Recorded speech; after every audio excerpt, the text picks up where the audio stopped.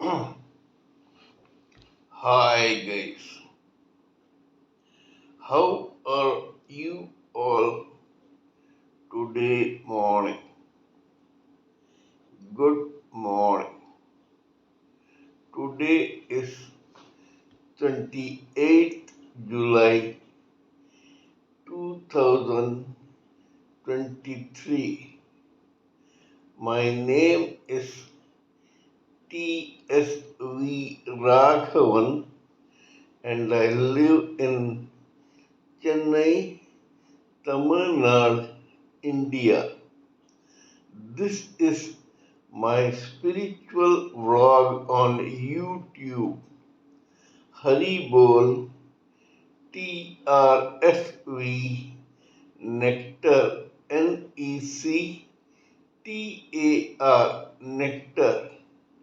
In this particular vlog, in all my previous videos, we have been discussing about the knowledge and information that we have gleaned through the study of spiritual books, scriptures, contemplation on the material universe, and meditation on the spiritual universe.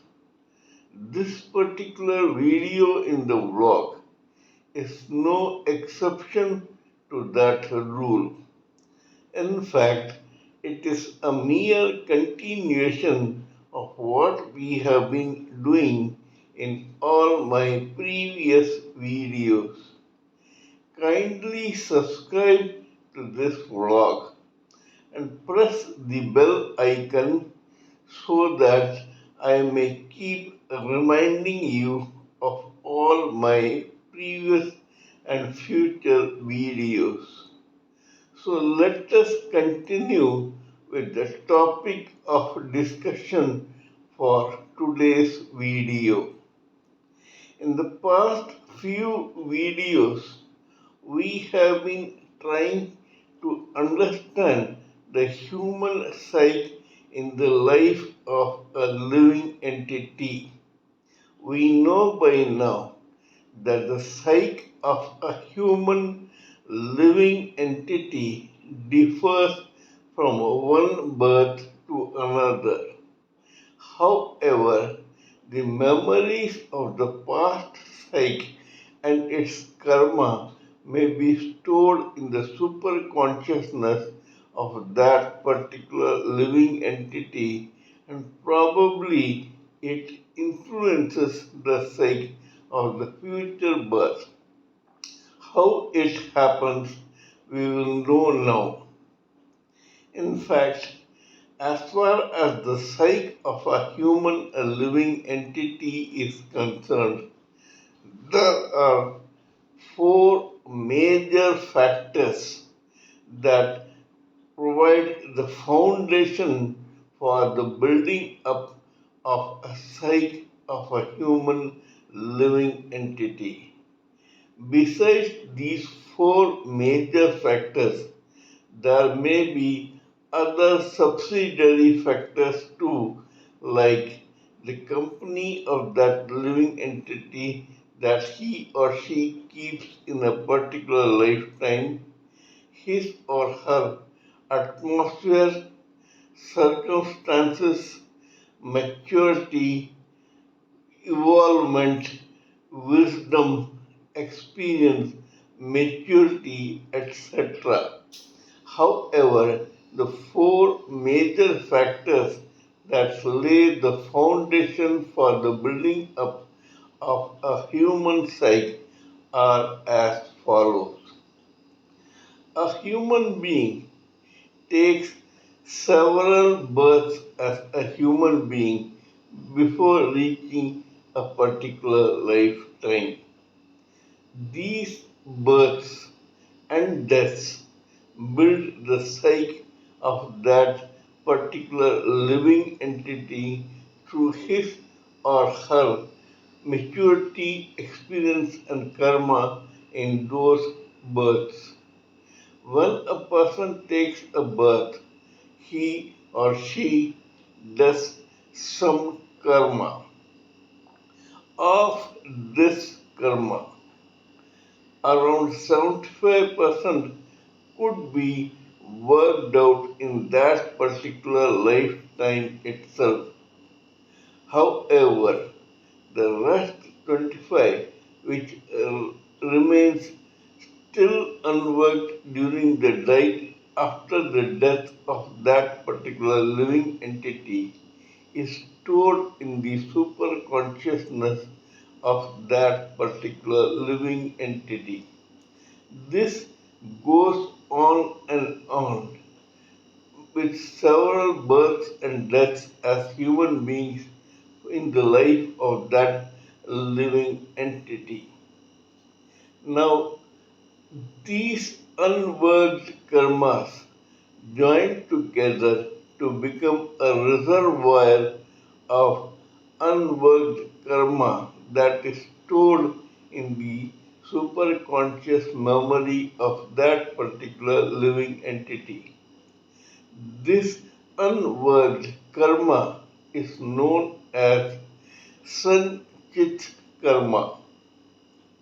When a living entity tries to take another birth, he or she takes according to a slice of this Sanchit karma, which becomes the foundation for the birth of that particular human and living entity, along with it being it playing a role in the life of that particular living entity. As for example, if a person has had karma of a particular character in his Sanchit storage, then a slice of that particular karma will be taken by that living entity to take a birth in his or her another lifetime. In that lifetime, that person, according to his or her prarabdha karma, chooses his or her country, city, community, place of birth, family, surroundings, atmosphere, brain involvement, experience, maturity, another karma, etc. during that particular lifetime. This life is known as prarabdha karma. It is this prarabdha karma which helps lay the foundation for a particular living entity to become either a male or a female and choose a particular type of family, surrounding, or atmosphere to be born in.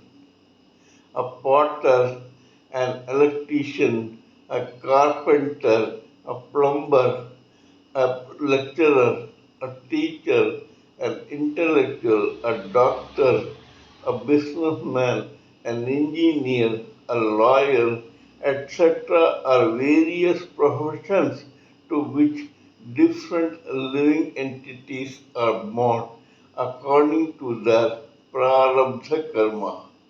In other words, a person becomes a seeded player in a particular profession according to his or her prarabdha karma. However, this is only the first factor in the making of the psyche of that particular living entity. The second factor is called free will. Destiny has provided every living entity to work according to a slice of free will in which he or she may do some karma based on which his or her human evolvement in that lifetime depends.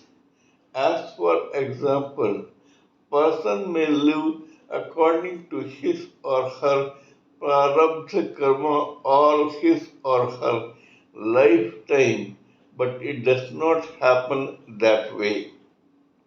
There is a thing called free will in the life of every human living entity. This free will plays a big part in the making of the psyche of that living entity in the sense that he or she may do some different karma in this lifetime according to his or her free will. As for example, a potter may get knowledge to try to become a plumber. A plumber may try to become an electrician, a carpenter, a teacher, a lawyer, a scientist, a businessman, and so on. This is according to his or her free will. The karma done according to the free will of a living entity is known as kriyamana karma. Prarabdha karma of that person along with his or her kriyamana karma contribute a large part in the building up of the psyche of a human living entity. First and second factors have been discussed. Now comes the third factor. We all know that this material world envelops a spirit soul with four layers of material body when it comes in touch with this material world. These layers are first layer called causal intelligence of logic, second layer called astral mind of feelings and emotions, third layer of etheric senses of sight, hearing, smell, taste, and touch, and the fourth, the gross body, which becomes the front for every human living entity in this material world. Every living entity is identified in this material world according to his or her gross body. A man, a woman, a Hindu, a Muslim, a Christian, a wrestler, a plumber, an electrician, an athlete, everybody is identified not according to his three first layers of the body, but his or her fourth layer of the material body, that is, the gross body. However, this gross body acts according to the processing of vibrations from these three first layers of material body.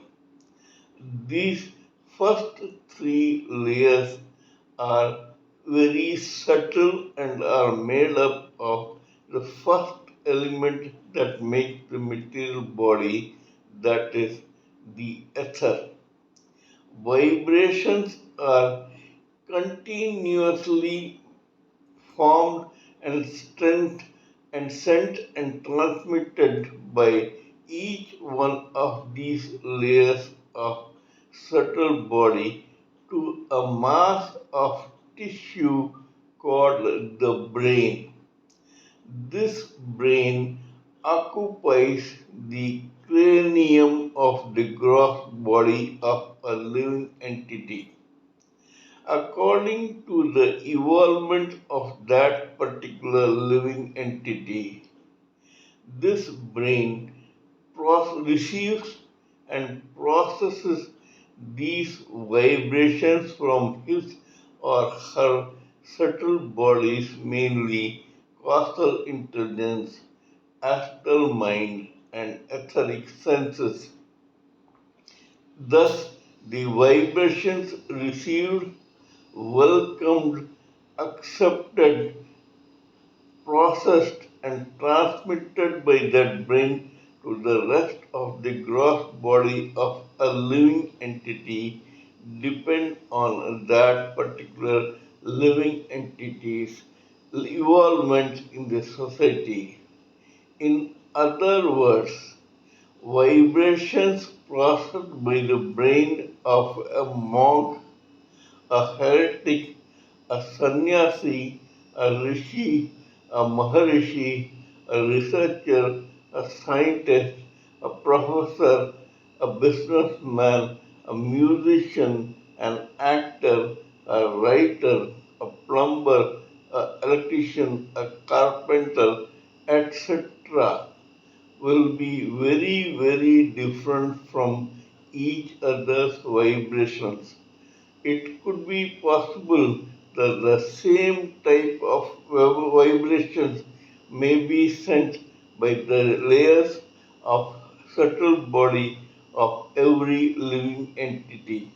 But when they are processed by his or her brain according to his or her evolvement, then the final transmission of that vibration into the gross body is drastically different from each other, and that is what provides a coloring to this society and to this material world and its life.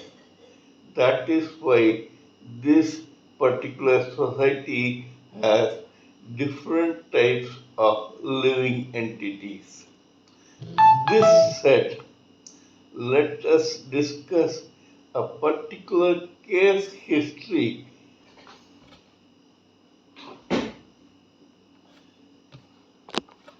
which will describe this human living entity far better than it was understood by us before while discussing this theory.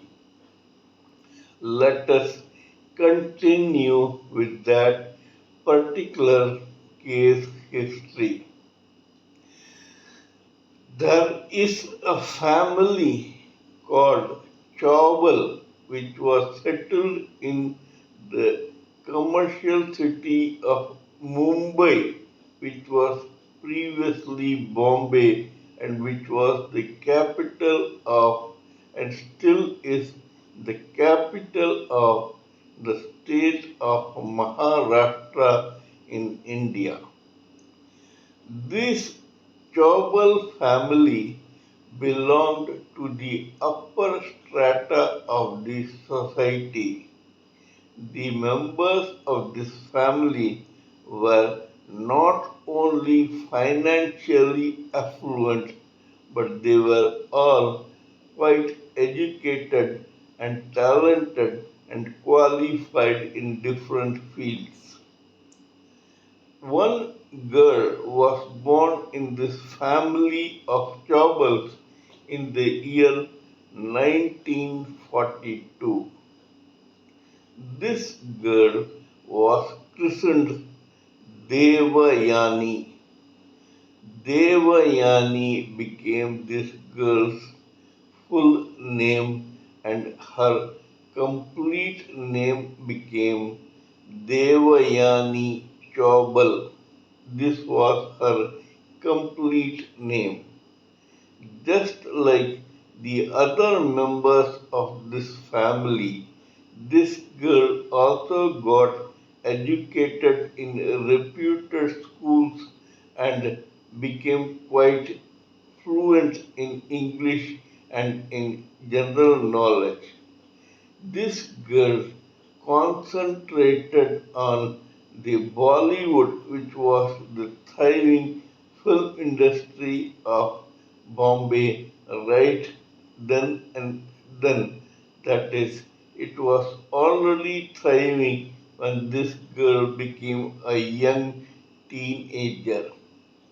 Because of her intelligence, this girl joined as a journalist in a film magazine at a very early age.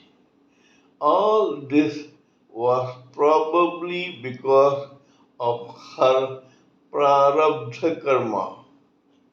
It was her past slice of prarabdha karma that made her be born in this illustrious family, get educated, and become a journalist in a particular magazine called Star and Style in the Bombay film industry. Till now, it was mainly prarabdha karma. However, after this girl's free will and kriyamana karma took charge of her life.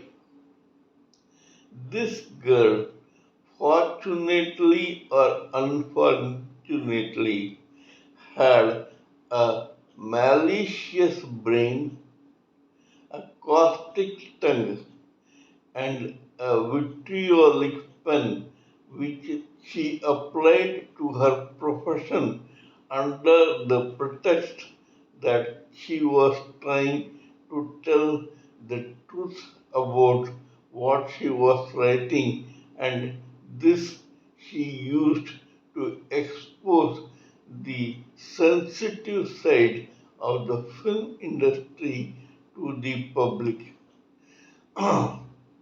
For this, she wrote several articles in which she tried to interlope into the private life of all film personalities and to generate some yellow type of gossip which looked juicy to the viewers but which pained, irritated, and angered those victims no end. This was all her Kriyamana karma. In this process, she tried to be on the positive side of successful artists while she rubbed the not so successful and unfortunate artists and workers of the film industry on the wrong side. This made this girl quite a few enemies in the film industry. One of them was the son of a very reputed actor called Prem Nath. This boy, who was the eldest son of Prem Nath, and his younger brother tried to catch hold of this Devyani Chaubal and throw out of a window of a multi-storied building once, according to Devyani Chaubal in herself. Such was their animosity and anger towards Devyani Chaubal.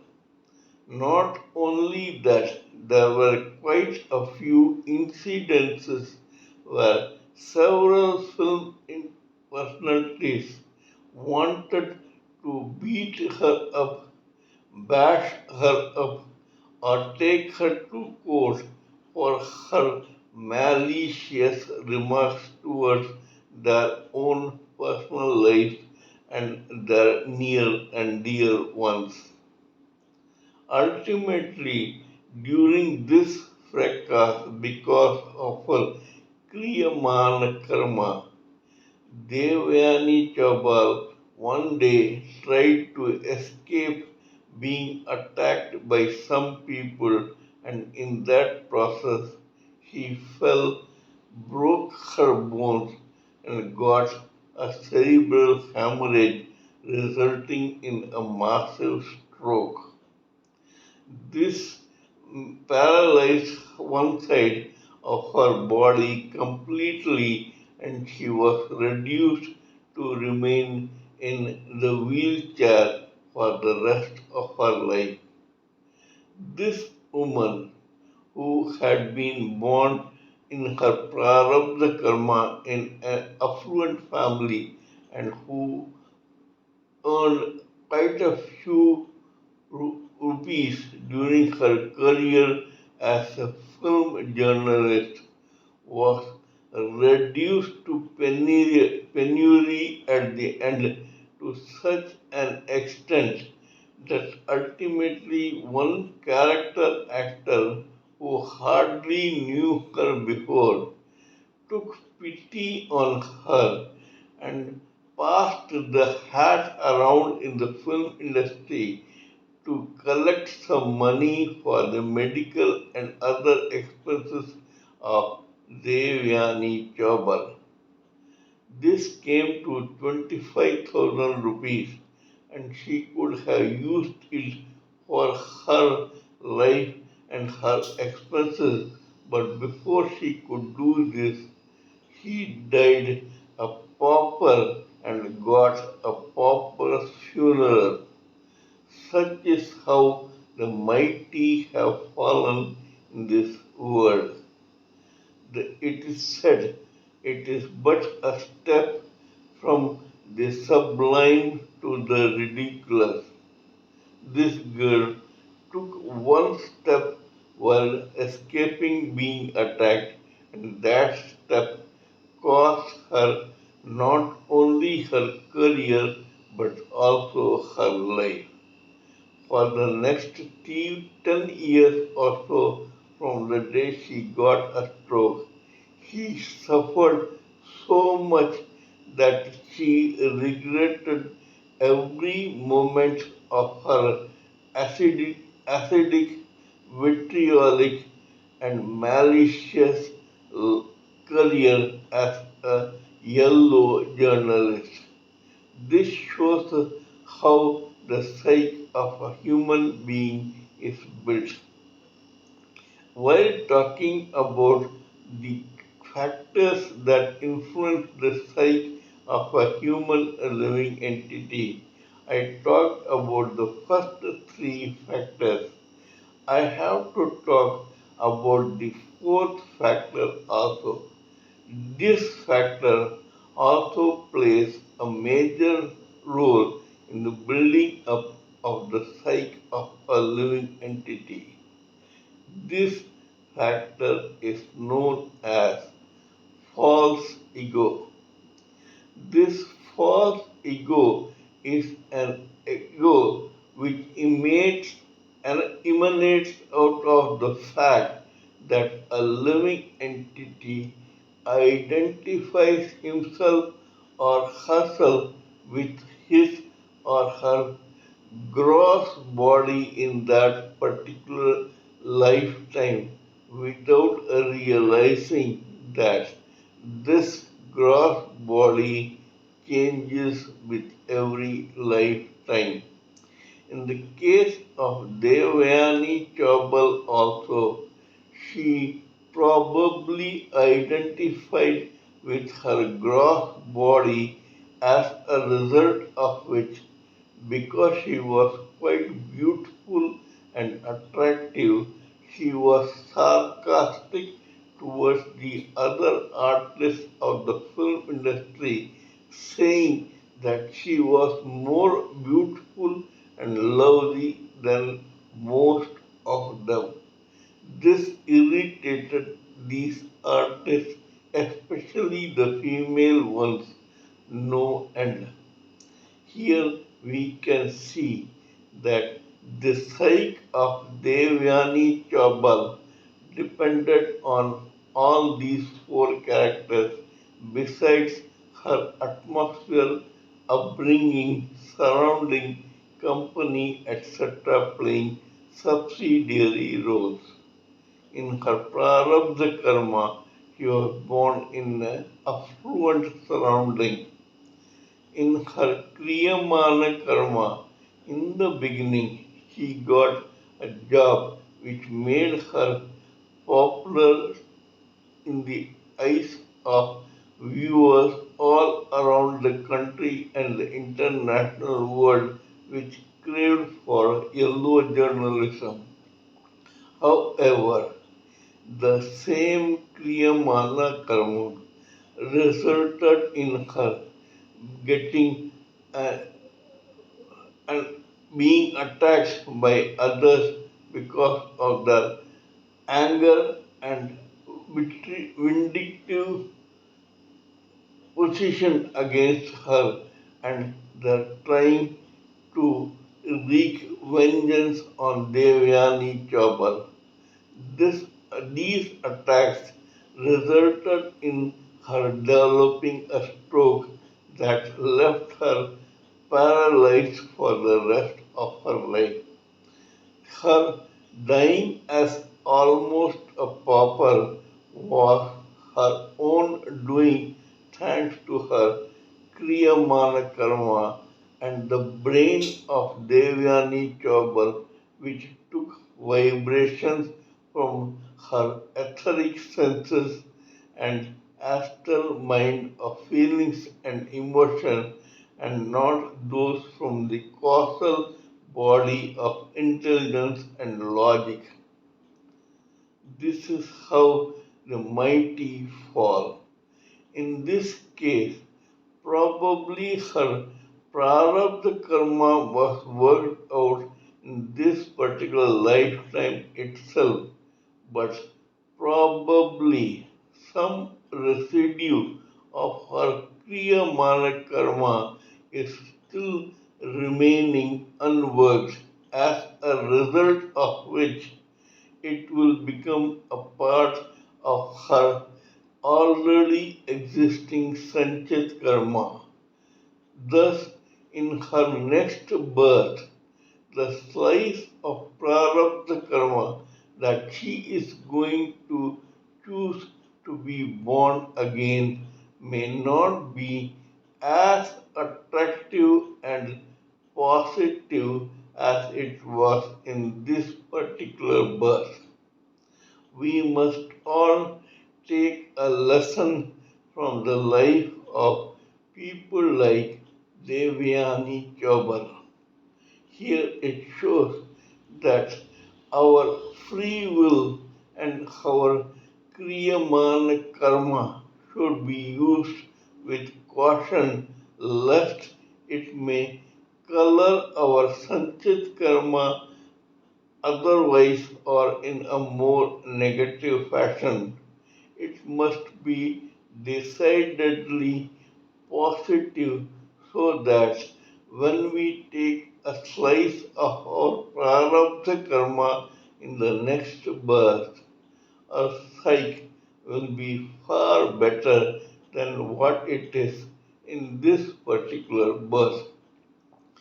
This is the path towards materialism to spiritualism, self realization, ultimate liberation from endless birth and death, and final deliverance into the Supreme Personality of Godhead.